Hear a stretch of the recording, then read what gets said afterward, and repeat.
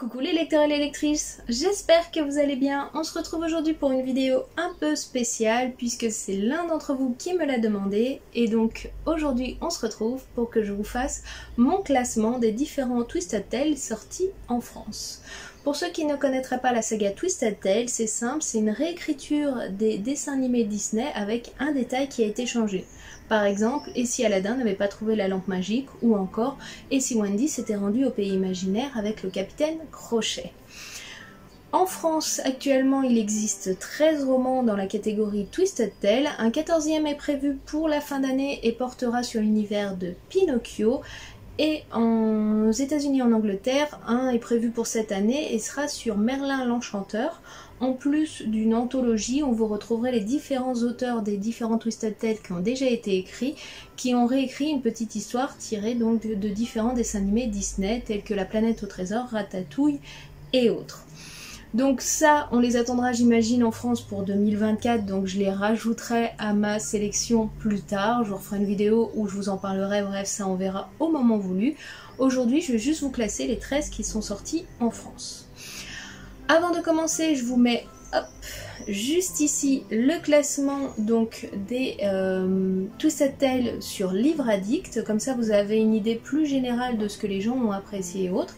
Et durant le classement que moi je vais faire, je vais vous demander de garder en tête une seule chose, c'est que ce classement est fait selon mes goûts. Il y a des choses que j'apprécie, des Disney qui me tiennent plus à cœur, et donc forcément des livres que j'ai remontés dans ma sélection parce que j'ai une affection plus particulière avec ce dessin animé là et que j'ai mieux apprécié l'histoire ou moins bien. Certains sont baissés dans le classement ou autres par rapport au classement général que vous avez ici, simplement parce que la fibre, l'émotion ou alors la façon dont c'est écrit n'ont pas fonctionné avec moi, mais ça ne veut pas dire que le livre est mauvais ou ne mérite pas d'être lu, c'est simplement que mon opinion personnelle n'a pas adhéré avec la façon de réécrire cette histoire-là. Voilà, donc regardez bien ça en tête durant tout le classement, ne me tombez pas dessus en disant « ouais, je comprends pas », c'est juste que moi, généralement, j'ai moins d'affinité ou avec le roman ou avec le Disney, et donc je l'ai un peu déclassé par rapport au classement général. Allez, on va pas perdre plus de temps et on va partir donc dans mon top des Twisted Tales en partant sur la fin. Sur les 13 sorties actuellement, pour moi, en toute dernière place, je vais mettre Ce Rêve Bleu pour une seule raison, c'est que je le trouve beaucoup trop sombre avec beaucoup de torture, de souffrance et de mort et ça m'a un petit peu gênée. Dans la grande histoire, on se retrouve donc avec l'histoire d'Aladin mais il n'a pas trouvé la lampe magique, c'est Jafar qui l'a récupérée et forcément les données ont été pas mal changées mais le petit bonus c'est qu'on a un Aladin et une Jasmine assez combatifs. Dans la même idée, en 12e place, personnellement j'ai placé Il était un rêve. Pourquoi? Alors ça c'est la réécriture du conte de La Belle au Bois dormant et l'histoire c'est Et si la Belle au Bois dormant ne s'était jamais réveillée, et donc on passe toute l'histoire à travers les rêves d'Aurore et Maléfique qui est donc au pouvoir et pareil l'histoire est quand même assez sombre et assez triste avec une morale qui, pour ma part, je n'ai pas accroché, donc ça sera la 12e place. En 11e place pour ma part, je vous ai mis le Twisted Tale sur La Reine des Neiges Renouveau, et si Anna et Elsa ne s'étaient jamais rencontrées. Pour la petite histoire, simplement, alors est-ce que ça fait longtemps qu'il est sorti ou autre, mais de tous les Twisted Tales, c'est l'histoire qui m'a le moins marqué, même si l'histoire est plutôt cool, on a un côté familial et magique qui est bien développé, mais l'histoire m'a pas marqué, donc ça baisse forcément dans le classement. Pour le suivant, c'est ma unpopular opinion, puisque c'est le Twisted Tale sur Réponse, donc où est la vraie vie? Et la question qu'on se posait, c'était et si la mère de Réponse avait bu la potion avec la mauvaise fleur? Donc on se retrouve avec une Réponse aux cheveux argentés et au pouvoir de la lune, plutôt destructeur que réparateur. Ce qui m'a le plus gêné dans celui-là et ce qui moi m'a fait clairement descendre dans le classement, c'est pas le Disney, même si je suis pas une grande fan, je le déteste pas pour ma part le dessin de mes réponses, mais c'est surtout le choix que ça soit un frère qui raconte à sa sœur et donc il y a des choix scénaristiques un peu étranges et ça m'a gêné dans l'histoire moi personnellement, donc voilà pour moi unpopular opinion, mais il est dans le bas du classement des Twisted Tales. Un autre aussi qui chute énormément dans le classement par rapport à l'opinion générale. Alors là, celui-là, pour moi, il chute énormément dans le classement simplement parce que j'ai plus eu l'impression que j'avais déjà lu l'histoire. Mais après, le roman est très bon et très intéressant et j'aime bien le dessin animé même s'il est un peu vieillot. Je veux bien sûr parler de Cendrillon, Oser ses rêves, et si Cendrillon n'avait jamais essayé la pantoufle de verre. Pourquoi pour moi il est assez bas dans le classement? Parce que il m'a énormément rappelé le dessin animé Le Sortilège de Cendrillon. Je trouve qu'on y retrouve pas mal de choses qu'on voyait dans le dessin animé. Et donc forcément quand je lis des choses que j'ai déjà découvert ou vues, eh ben ça descend un peu, même si l'histoire est intéressante et le roman est bien fait. Pour moi voilà, il perd un peu en place alors qu'il est dans le top 1 pour l'opinion générale. On arrive à la 8e place et là ça va être une réécriture de La Petite Sirène puisque c'était Profondeur de l'océan et si Ariel n'avait jamais vaincu Ursula. Alors pourquoi je l'ai classé là? Parce que par rapport au reste, je trouve que ce Twisted Tale est raconté plus comme une suite que comme une réécriture. On arrive quasiment à la fin du dessin animé, sauf que eh ben, c'est Ursula qui a gagné et Ariel qui se retrouve dans l'océan sans savoir. Et en fait, même si l'histoire est bien racontée, pour moi, je n'ai pas assez voyagé. Alors peut-être que j'ai pas non plus très bien accroché à l'univers parce que je suis pas une grande fan de La Petite Sirène par rapport au top du classement. Mais voilà, le fait que ça soit plus une suite qu'une réécriture à mes yeux a fait qu'il est dans la moyenne. Alors encore une fois une unpopular opinion puisque celui-là il est dans le bas du classement en général mais moi je vais le monter largement plus haut, c'est celui sur Wendy tout droit jusqu'au matin. Donc ici Wendy était partie au pays imaginaire avec le capitaine Crochet plutôt que Peter Pan. Je pense que celui-là il est pas très bien aimé parce que l'histoire est basée que sur Wendy, il n'y a pas ses frères, on croise quasiment jamais Peter Pan. On vit son aventure à elle qui est un petit peu une désillusion par rapport au pays imaginaire. C'est assez féminin comme histoire, donc je peux comprendre qu'il plaît pas. Et je pense que ceux qui n'ont pas accroché à ce Twisted Tale là ne devraient pas vraiment accrocher au live action qui vient de sortir parce que c'est aussi encore une fois une réécriture du personnage des femmes dans Peter Pan qui est assez importante, surtout au vu de l'original. Le suivant, c'est sur le tout premier dessin animé Disney qui est sorti. Un jour, ma princesse viendra et si la méchante reine avait empoisonné le prince. On change simplement de catégorie. L'héroïne et le sauveur, ce n'est autre que Blanche-Neige pour donc sauver son prince de la pomme empoisonnée. C'est une réécriture assez féminin, assez moderne du conte de base qu'on a, surtout quand on connaît Blanche-Neige. Voilà donc pourquoi je l'ai mis assez en avant. Je trouve que c'est important aussi de donner un peu plus de pouvoir aux femmes et de montrer qu'elles sont aussi capables que les hommes de réaliser des exploits et des choses extraordinaires. C'est pour ça qu'il fait partie de mon plus haut classement dans les Twisted Tale. Pour le suivant, je suis pas une très grande fan du dessin animé en général, l'univers d'Alice m'effraie pas mal, mais donc en top 5 je vous ai mis un joyeux non-anniversaire et si Alice était très en retard pour sauver le pays des merveilles.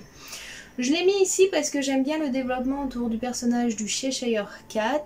L'histoire a quand même un petit goût du Tim Burton, mais un petit peu différent.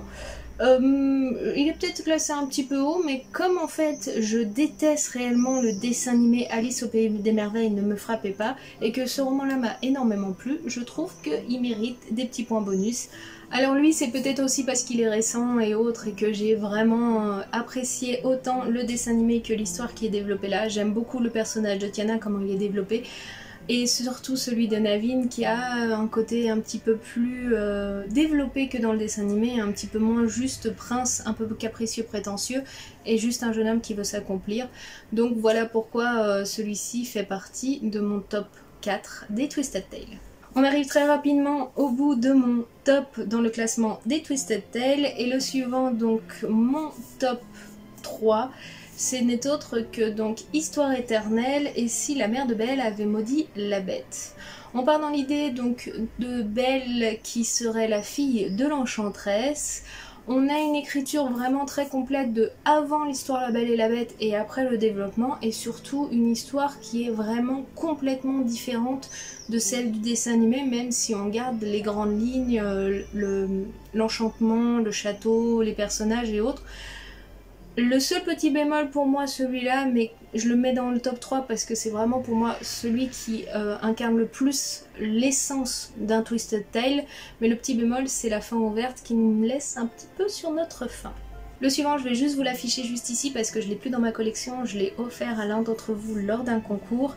Ce n'est autre que Hercule. Alors celui-là, je peux comprendre qu'il plaît ou qu'il ne plaît pas. Pour ma part, il est dans le top donc 3 de mes Twisted Tales préférés, simplement parce que j'adore l'univers d'Hercule et j'affectionne tout particulièrement le personnage de Megara, qui est un personnage très fort en tant que femme, déjà dans le dessin animé, et encore là, on développe un petit peu plus son histoire en y ajoutant beaucoup de mythologie. J'ai vraiment aimé cette réécriture. Alors pour moi c'est une suite aussi puisque le début de l'histoire se passe vraiment tout à la fin du Disney et en plus on développe une histoire complètement différente et centrée que sur Megara. Donc je peux comprendre qu'il plaise pas à certains d'entre vous. Pour moi il fait partie des top 2 parce que j'adore vraiment de tout mon cœur Hercule. Et donc si vous connaissez les Twisted Tales, pour moi le top 1, celui que j'ai vraiment aimé dans la licence Twisted Tale n'est autre que Réflexion de Mulan. Alors d'une part parce que le dessin animé Mulan pour moi a un affect très particulier, j'ai une histoire assez importante avec ce dessin animé là, donc j'adore l'univers de Mulan, et deux, je trouve l'histoire intelligemment intégrée dans le dessin animé originel. Dans le sens où l'histoire est un chapitre qui aurait pu être retiré de l'histoire originelle sans que ça nous choque, puisque le dessin animé ne vous choque pas plus que ça, mais là nous permet d'approfondir un petit peu plus l'histoire de Mulan et de Shang, toute la légende autour de tout ce qui est mythologie chinoise et autres, et bref, j'ai passé juste un excellent moment.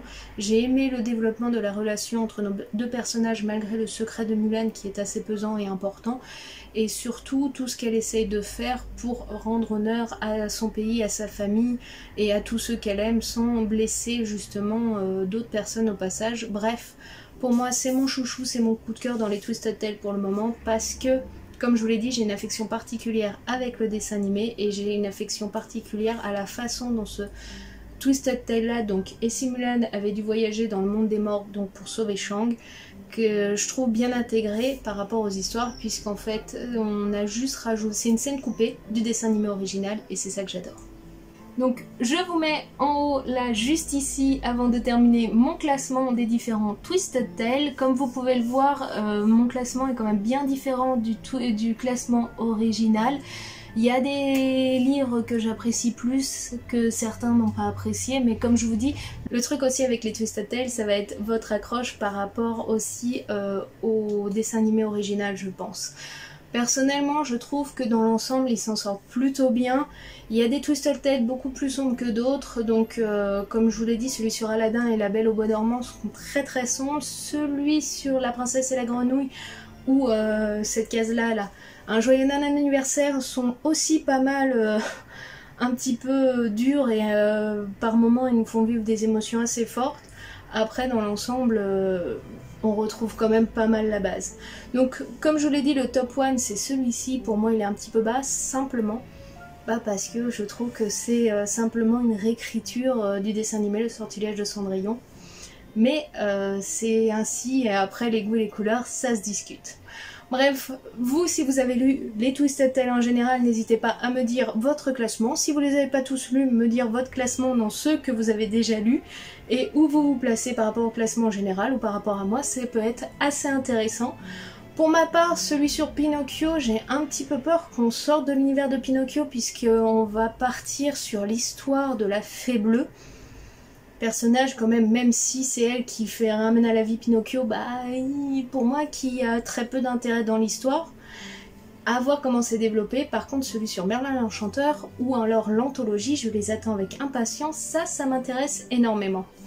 Bref, je vous remercie d'avoir suivi la vidéo jusqu'ici, nous on se retrouve très bientôt pour d'autres vidéos. En attendant, prenez bien soin de vous, bonne semaine à vous et à très bientôt. Ciao, bye bye.